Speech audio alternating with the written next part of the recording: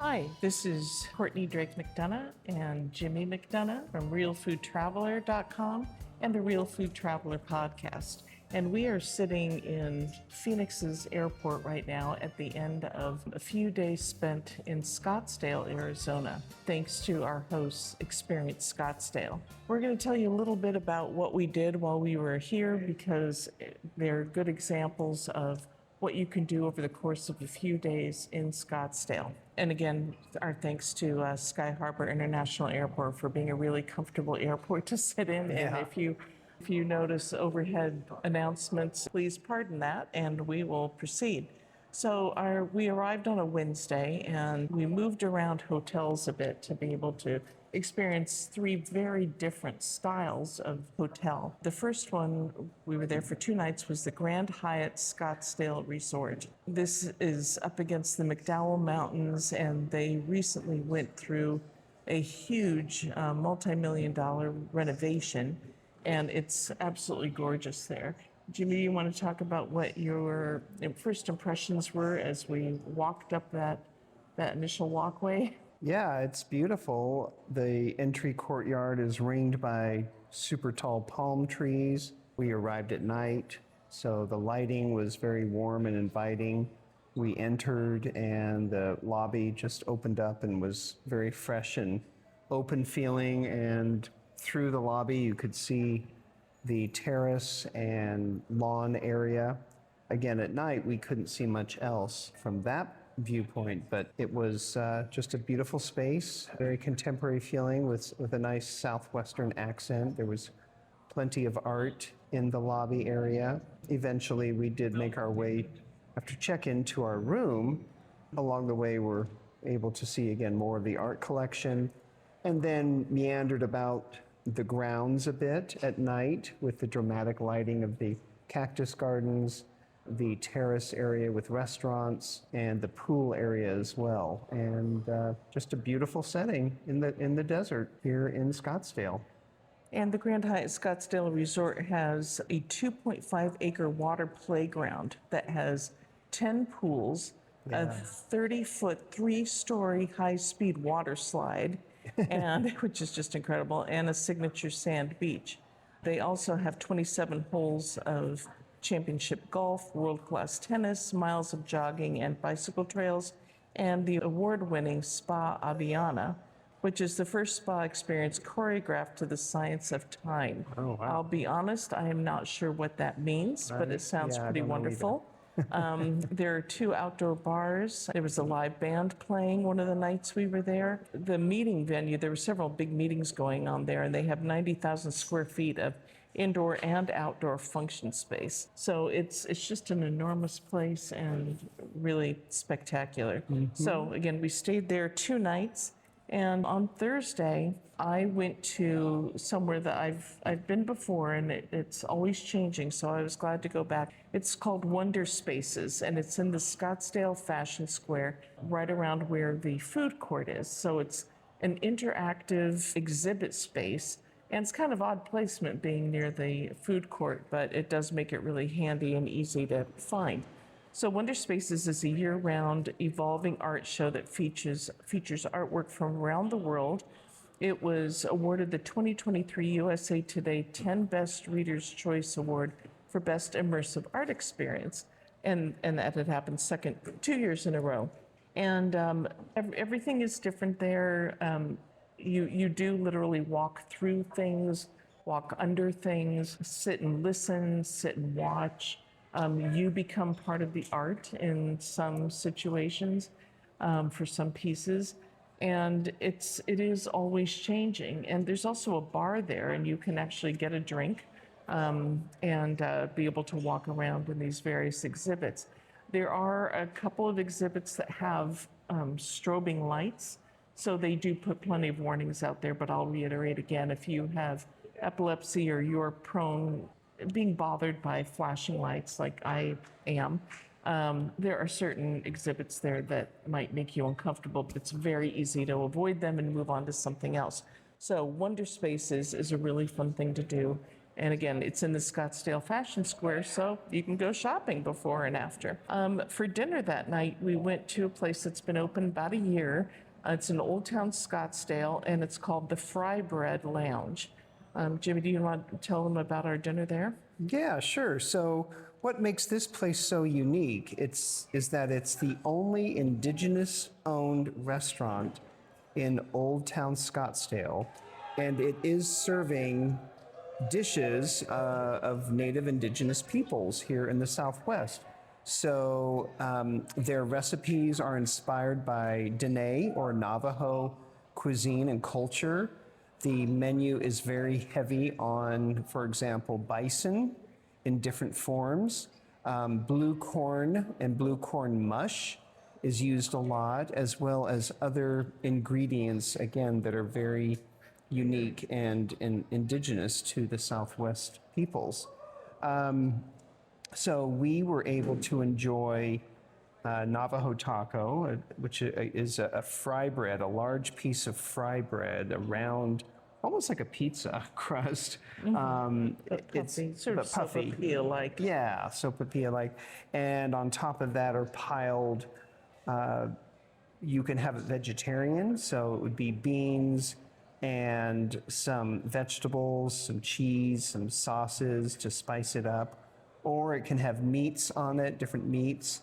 I had, what did I have that night? It's hard to remember now. So some mini tacos? That's right, thank you. Yeah, it's coming back to me now. I had some tacos with bison meat, very flavorful, and it was on blue corn tortillas, so it was very beautiful looking, and lots of fresh vegetables.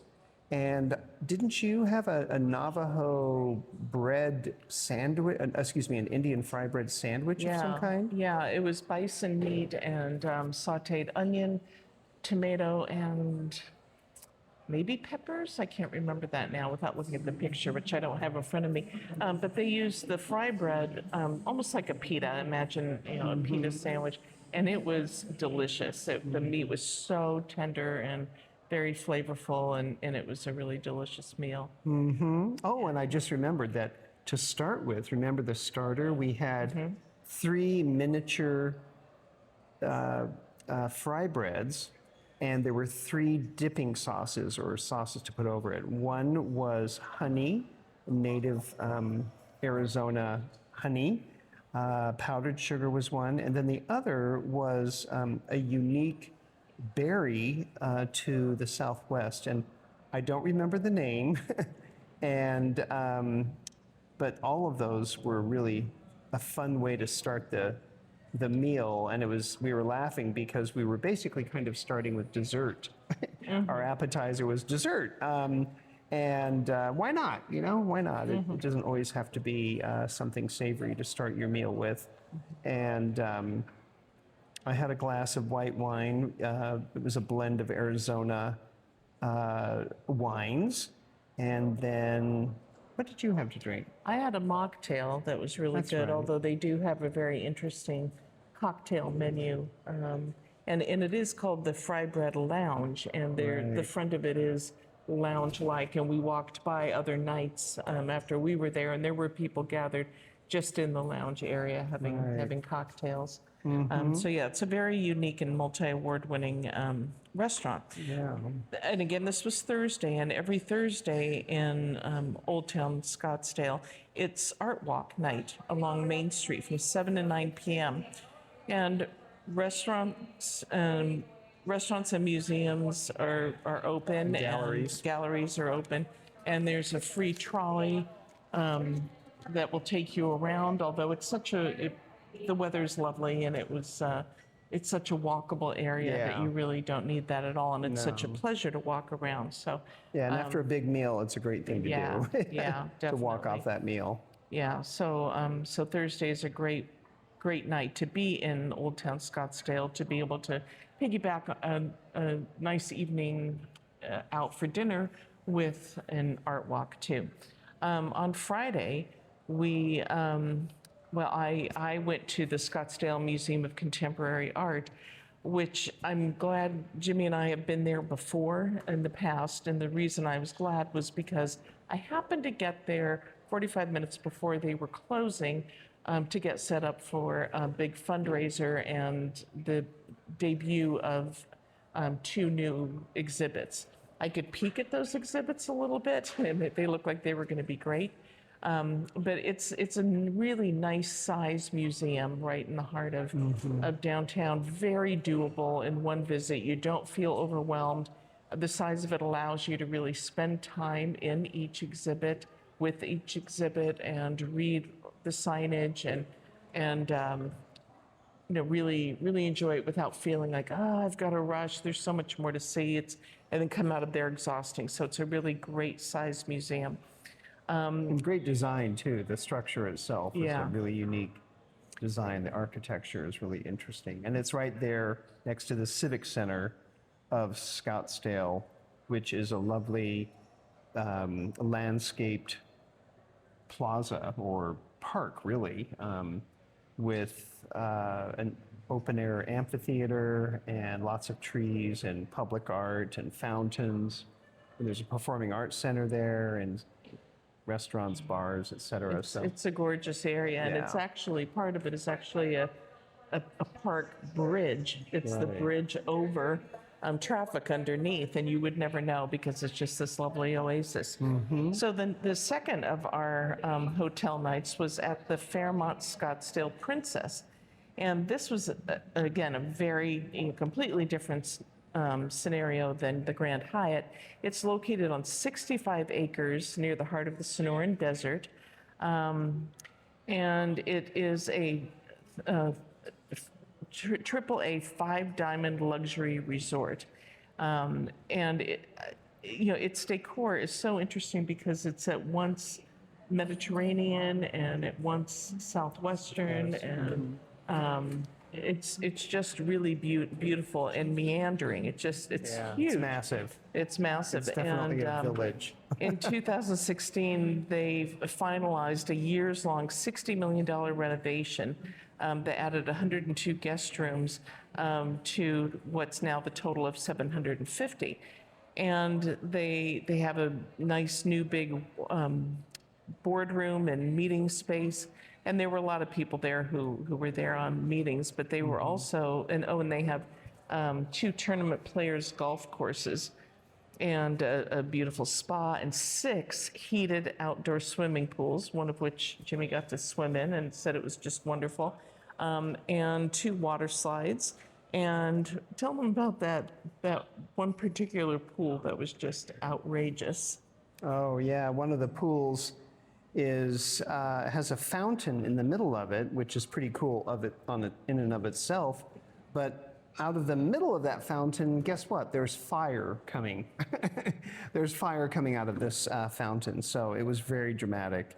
And at night when I was strolling around there. And as Courtney mentioned, I spent some time in the adults only pool, which was absolutely gorgeous. And I was able to swim at night and swim in the morning early.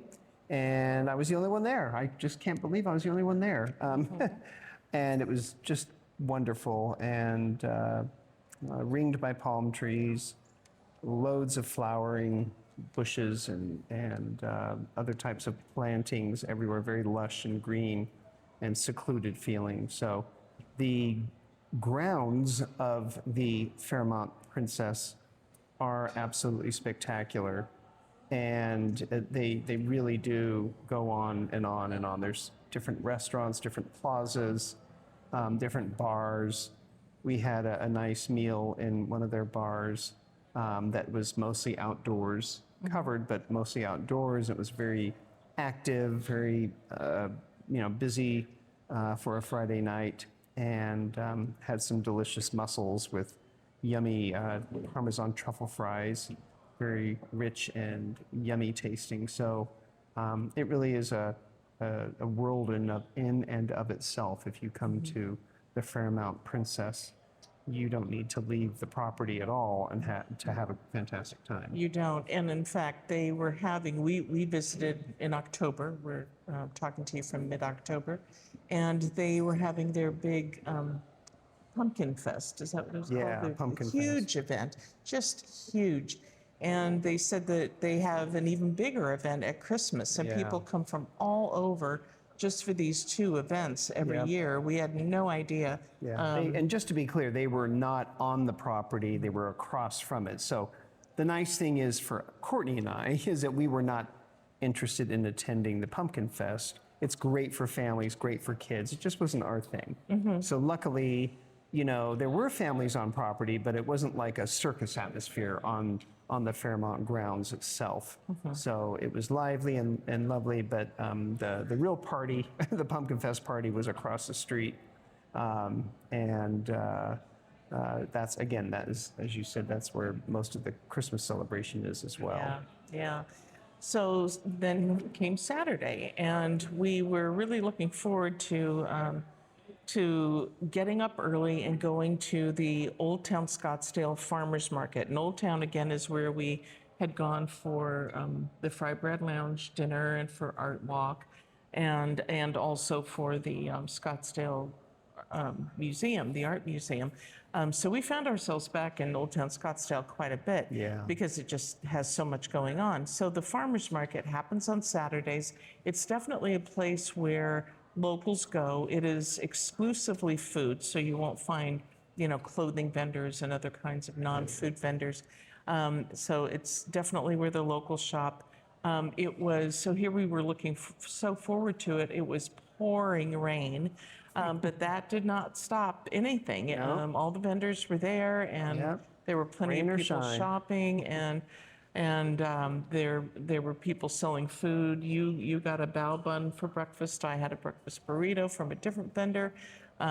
We bought some pretzels from Noble Bread, which is a very popular local bakery here in town, bread provider to a lot of restaurants. And oh my gosh, the variety of produce, it was just stunning. There were Beautiful quality too. fruits and vegetables I didn't know existed, and that's saying a lot. So it's, you know, fresh off the farm and just very visually beautiful to see, and fun to buy a few things, even though you're just visiting for a short time. Buy a few things to sample and potentially take home with you. Then we went to a place called Cattle Track. Okay. And this is a really unique place. Jimmy, how would you describe it? Well, it's an artist's compound, and it's actually older than the city of Scottsdale itself. It was established back in the 1930s, and it was just this piece of property way out in the middle of nowhere, surrounded by desert. And over the decades, it's become this incredible, impactful artist co-op community. I'm not quite sure exactly what the most appropriate word is for it, but it has historic buildings, it has active studios, it's got a performance space, it has some outdoor space as well as the indoor performance space, and it's truly special and unique, and it has a mission now to help local young artists develop and pursue their craft and work hard and make a living of it, which is not always easy as an artist. So being an artist is to truly be independent and self-sufficient. It takes more than just creativity and a joy of your craft. You also have to work hard to turn it into something that you can make a living from, quite frankly. Yeah. That's something that is encouraged there at Cattle Track. So it's a cool, really unique experience. And two things that I found very interesting was, while they are trying to help bring up, quote unquote, young artists and help them get going, there are also artists there who, as our guide, Mark McDowell, who's kind of in charge of everything there, as he said, there are women who have had their families and had their careers and in their mid 50s decided to pursue their dreams of art, or somebody who's had a big career doing something else who wants to completely shift gears and pursue their dreams of art.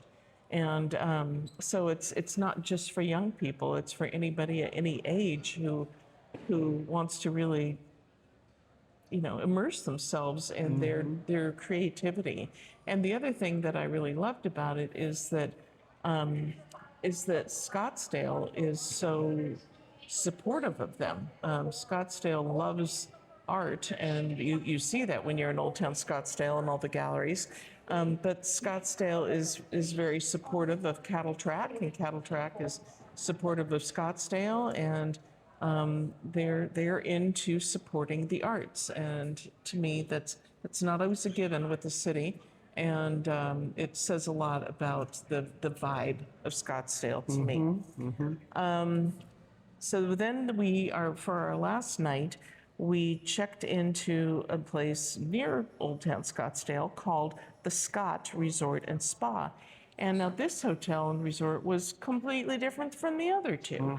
And it has a unique mix of having a old Havana vibe, and Southwest, and a salute to the geometry of the Bauhaus architectural design movement.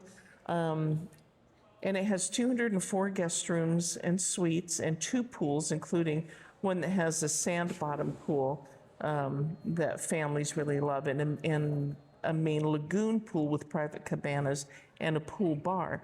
The lobby is just gorgeous. It's plants everywhere and rattan and beautiful murals and beautiful colors, and it's just so lush. And both the hallways and the main lobby all have this wonderful aroma of that we experienced once in a Havana-like hotel in San Antonio, where it's tobacco. You're smelling, wonderful essences of tobacco, and I just took a big deep breath every time I walked into that hallway because I just love that smell so much. Scent. And they have a restaurant and meeting rooms. There were 2 weddings going on while we were there, and it's just such an oasis. And for spending a lot of time in Old Town Scottsdale, it's a really great location, and it's kind of got a fun retro vibe. So you'd probably really enjoy that if you're into that kind of thing.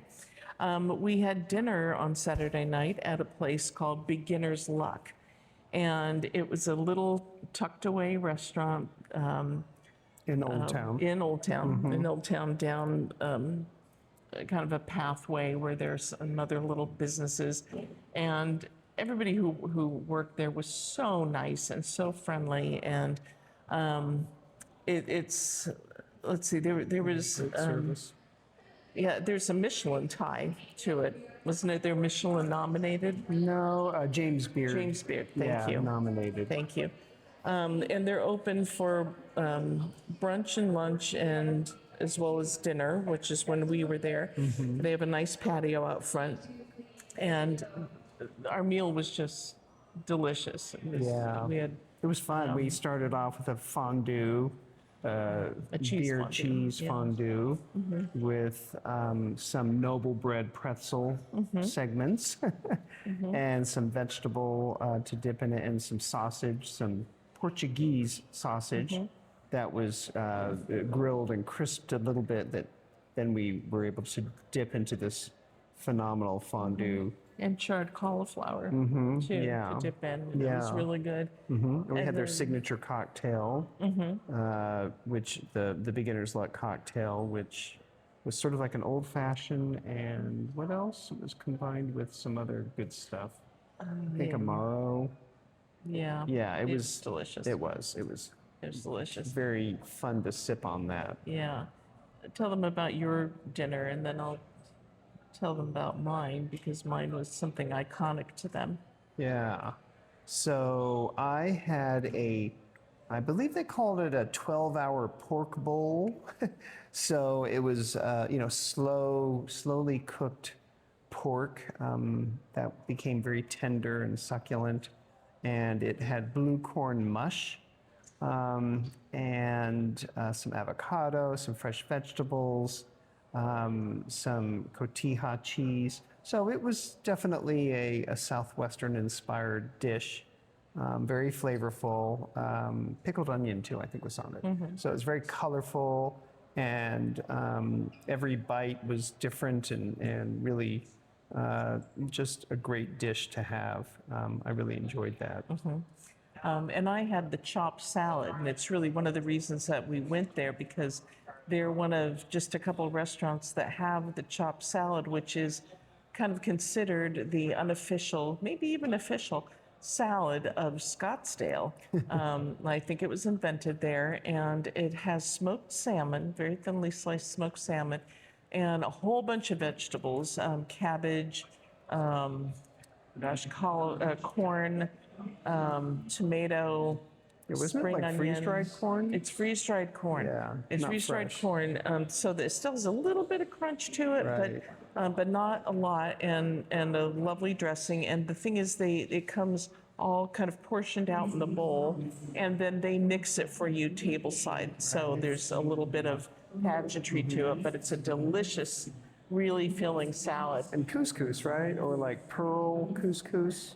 Oh, yes, that's right. Pearl couscous, yeah. Yeah, so there's actually not a lot of lettuce to it, but it's just a whole bunch of vegetables and this couscous and the salmon. So you're getting, some grains, some protein, a lot of vegetable, and it's just really, really good. We're gonna have to be going pretty soon to go catch our plane, so we'll leave you with the last two things that we did. And that was today on Sunday to complete our weekend.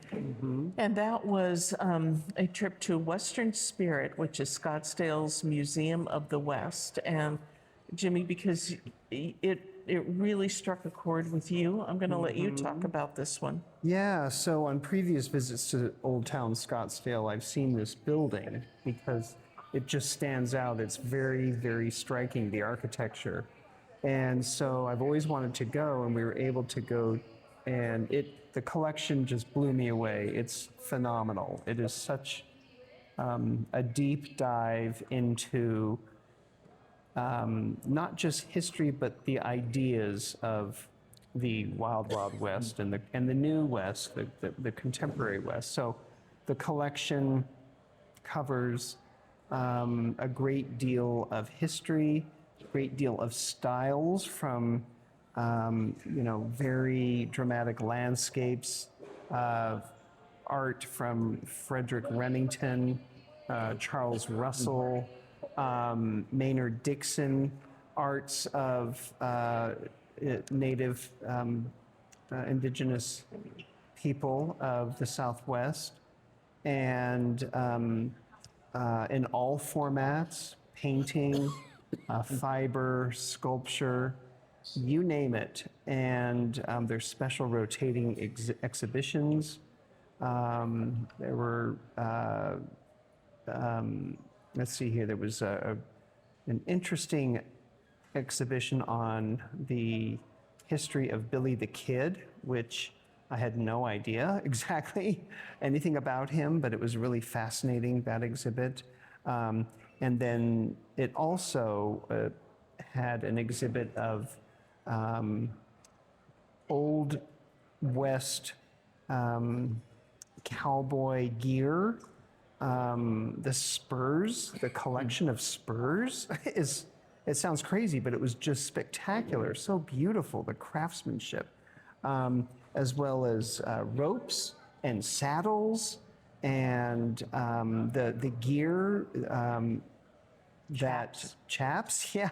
I mean, just everything about being in the Old West as a cowboy or someone who was a fur trader, etc. It was a really just fascinating museum to explore. So if you have any interest at all in Western art, Western history, as well as indigenous history and indigenous arts, I encourage you to visit this museum because it really was remarkable. And after that, we then went over to one of our favorite places anywhere, which is the Desert Botanical Gardens. We're freaks for botanical gardens because they're a scene into the local plant life. And so as you can imagine, in Arizona, there was, well, cactus galore, and succulents, but not just that. There were, trees and flowers and shrubbery and just such a wide variety of plant life and this beautiful meandering garden. And they have a fun event at the holidays, and we were there last year for it. Now it's escaping me the name of it, but Yeah, that was Noches de las Luminarias, I Yeah, believe that's that's what right. it's called. that's right. So luminarias Yeah, all incredible. throughout the gardens. And if you're not from this part of the country, going to the Desert Botanical Garden is a great way to get to know the wide variety of cacti that exist here. And, everything from things very, very low to the ground to just massive, so incredibly tall saguaro cactus. And it's just a great way to immerse yourself and kind of, it really is another oasis in the city. And they have a lovely restaurant there. We had lunch there. And Gertrude's. Gertrude's, who was, I believe, the founder. And so you can have a bite to eat there and get something to drink and wander around. And they have a great gift shop. And it's just a lovely place. And at the entry, be prepared to take pictures right before you even go in the front gates, because there are several Chihuly. Dale Chihuly sculptures there, right there at the front, and it's very dramatic and makes for great photo opportunities. So Yeah.